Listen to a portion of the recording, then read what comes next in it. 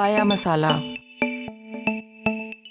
पाया मसाला, सफ़ेद ज़ीरा, साबुत गरम मसाले जितने भी हैं वो सारे के सारे भुने जाएंगे। सो इसमें सफ़ेद ज़ीरा और ये सारी चीज़ें शामिल करके इसको हमने हल्का सा बिल्कुल भुनना है, बहुत ज़्यादा नहीं, थोड़ा सा हल्की सी खुशबू आनी शुरू हो जाए।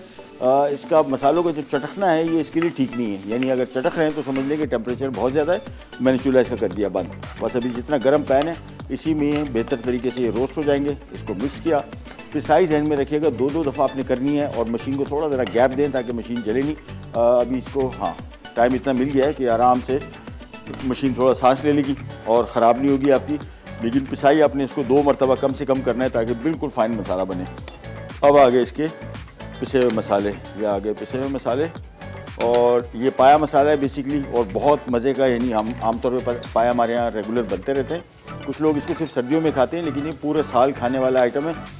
लेकिन उनके लिए जिनका कोलेस्ट्रॉल हाई और जिनको यूरिक एसिड की शिकायत है वो कोशिश करें या तो बिल्कुल ना खाएं या बिल्कुल कभी कभार खाएं तो ज़्यादा बेहतर है। कोलेस्ट्रॉल इसमें ज़्यादा होता है और ख़ास तौर पर यूरिक एसिड जिन लोगों को मसला है उनको ये नहीं खाने चाहिए या कम से कम खाएं। ये मसाला हो गया तैयार, पाया मसाला। इसको भी छोड़ देते हैं, पिसाई करनी सिंपल।